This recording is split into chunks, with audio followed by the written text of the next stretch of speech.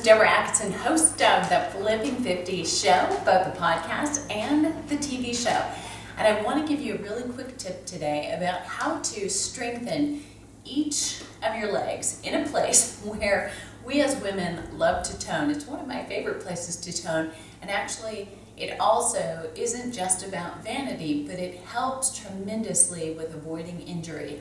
And it tips you off to the fact you may have an imbalance from your right to your left side so that you can deal with it before it ever becomes an injury. So here goes. What I'm using here is a kettlebell, and the reason I like it is simply because it's easier to handle, and I can literally hold with two hands and reach down and up. You can do the same thing with a dumbbell, hold on to it here or hold on to the head of the dumbbell and let it hang here, holding it on this way. What you want to do is keep in mind you want a weight.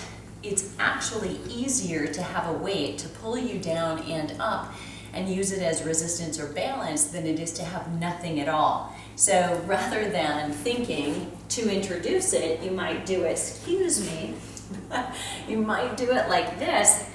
It's very hard to do it with nothing in your hand. So the weight will actually help give you a little balance and give your core something to hold on to. So be using something, even though you might start with much lighter, like 10 or 15 pounds. I'm actually using 30 pounds right here. I could probably do more, but this is actually really about a place where I feel challenged, but I don't feel like I'm gonna compromise and use the wrong muscles. So here's how this is gonna go. And I'm gonna stand on one leg, bending the knee. It's gonna be motion that is just like this. So what I want you to notice is all of the hinging happens at my hip, very little at my knee. It stays slightly bent, and none at my back, most importantly. So you don't want to feel strain and fatigue down here.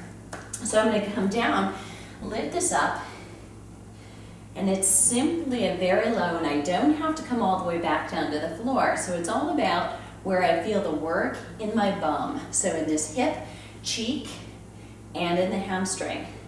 You want to keep your focal point just one spot right there on the floor while you're doing all 10 of these repetitions, and then you'll switch to the other side. Now that wasn't exactly 10 because I can't count and exercise, but I'm going to show you the other side and how to get started. If you're a little worried that down to the floor you can't do it, get the weight in your hand, start up, and then come down.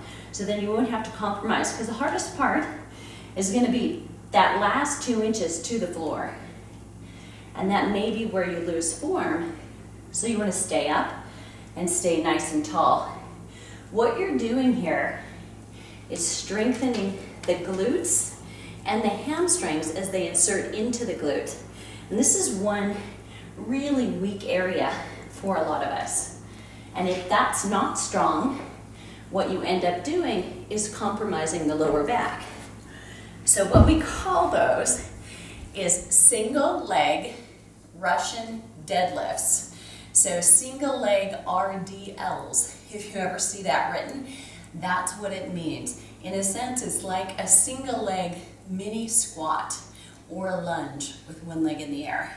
And if you practice those on the same days you do strength training, you're going to get much better results from the other exercises you're doing, including leg press or squats or lunges, and be much more injury-free or less prone to injury for doing those. Let me know what your questions are, and I will see you on the flip side.